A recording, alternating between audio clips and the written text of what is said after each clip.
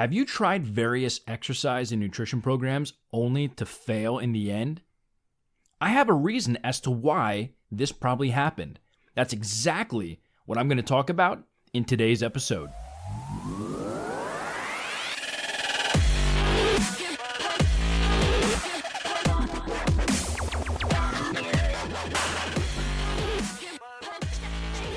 What's up, guys? Matt Weik, Weik Fitness. Thank you so much for tuning into another podcast episode. So if you're listening to this, the audio quality probably sounds a lot better than it did last week. I finally got my laptop back from the tech people. It's all fixed up. It's not 100%, I don't think, but it is workable. So hooked up everything, got the new Blue Yeti hooked in, got everything else set up. So hopefully we are back in business as far as the podcast goes. So today I want to talk about something that I think happens to a lot of people, and that is when you start an exercise or nutrition program, how long does that actually go until you finally quit or give up, whatever you want to call it? Either way, you're not using it anymore. You're not following it. You went back to your old lifestyle. And I think that's exactly where all of this, comes about, and it comes from the lifestyle. Most people, they get their mindset that they're going to jump into a program with both feet. And honestly, in my opinion, and again, your mileage may vary if you're a trainer or a coach out there and you have different programs and clients that you're working with, you might have a different viewpoint of this. But for me personally, I don't want my clients to jump in with both feet right off the bat.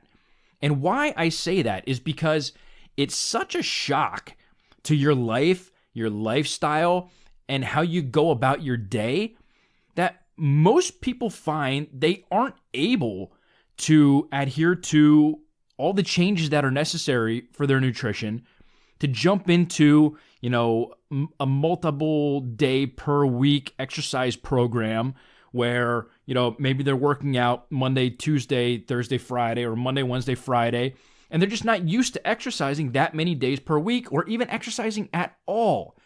So I think that it's beneficial for people to just change one thing, whether it be each week or bi-weekly or each month. 1 month it's a stretch. That's for the people who, your commitment is not there at all. So at least something is better than nothing. But I try and have my clients change something in their lifestyle, whether it be every week or every other week, because it seems like that lessens the overall blow to the system, so to speak, of having to completely change your entire life to fit this new, healthier lifestyle. So if that's you and you find that, you're trying this diet, you're trying that diet, and I hate the term diet because diets generally aren't lifestyle. It doesn't fit most lifestyles. Most diets are cutting out entire macronutrients, and I think that's absurd. I mean, let's be honest. If you jump on this keto diet trend, what does that mean? That means you're going to get rid of, donuts, ice cream, pastries, desserts, whatever the case may be. And, if you can do that, that's great. And I'm not saying that those foods are healthy by any stretch of the imagination, but let's be honest. You can have those things in moderation and still make the progress that you want to see in your health and fitness. So, if you can honestly say, hey, I'm going to jump on the keto diet and I'm going to give up all those things and have a high fat, moderate protein, extremely low to almost no carb diet, more power to you. But for the majority of the population out there, that's not going to work in the long term. So that's where I say, let's work on focusing on one area of your nutrition. Maybe this week we remove soda from your nutrition. Maybe we either switch it over to all water or we mix in something like a diet green tea. You can still implement coffee as long as you're not going, super heavy on sugars and creamers and all of that. If you want to use a sugar substitute like a stevia or, a Splenda or something like that, more power to you. That's a great first step.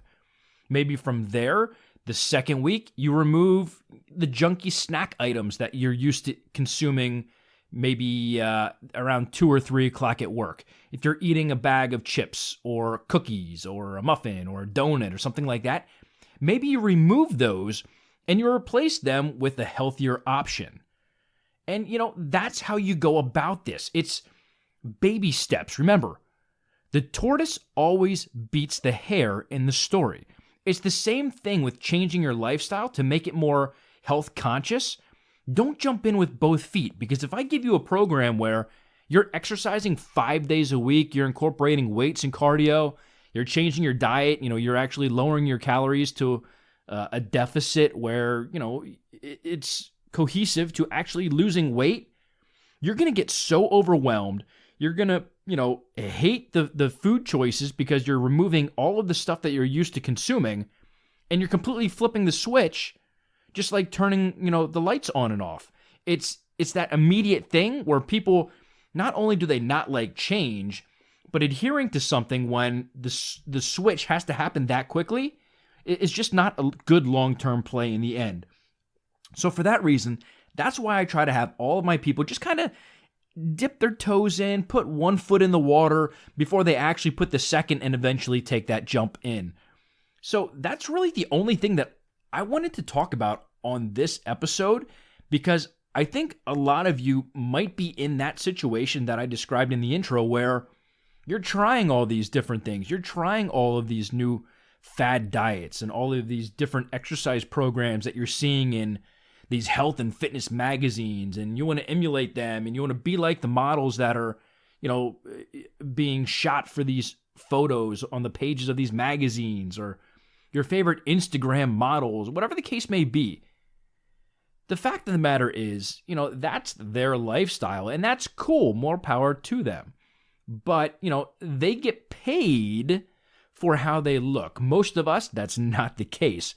We get paid for putting in the hours at a job, and, we have responsibilities that we have to fulfill, and our body plays zero role in that. And I'm not even saying that most of these models that we're seeing in the magazines and on social media are even remotely healthy. Most of them aren't. Most of them are dieting down. They have their calories so restricted that, it's not healthy, but nobody wants to tell you that.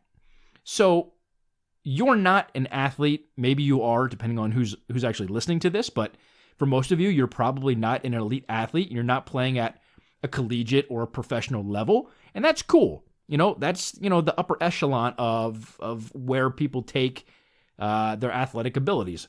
Most of us, we can be athletic, but we're good at other things as well, which is why we have a normal 9 to 5, or we're a business owner, whatever the case may be. So what I want you to take away from today's episode is just take things slowly. Don't, jump into it and run before you can even walk. It's not going to be a good long-term play. You're not going to be successful in the long run. And if you try and make it work, you're only going to get frustrated in the long term. So take it slow, take it easy, introduce new things every week or every other week until you start seeing, the results, and then maybe you have to switch it up a little bit more. But the fact of the matter is, just making minor changes on a weekly or bi-weekly basis is enough to see changes in your health and on the scale fairly quickly. So don't think that if a little is good, that more is better. It doesn't always work that way, and in this case, it's going to lead to burnout, frustration, and eventually you're going to completely just fall off the wagon and give up completely. So that's all I have for today. Hopefully you guys enjoyed the episode, got some value out of it. I am hoping that after I hit the button to stop the recording, I can go back and check and the audio sounds really good. But I hope you guys have a fantastic day. I hope you're having an amazing week. Hope you have some big plans for the weekend. Happy Valentine's Day to everyone out there. Obviously, as of recording this, it's a day before Valentine's Day, but you were probably listening to it on Valentine's Day, maybe after Valentine's Day, depending on when you actually download and listen to it. But hope you guys have a fantastic rest of your day, and I hope to see you guys on the next episode.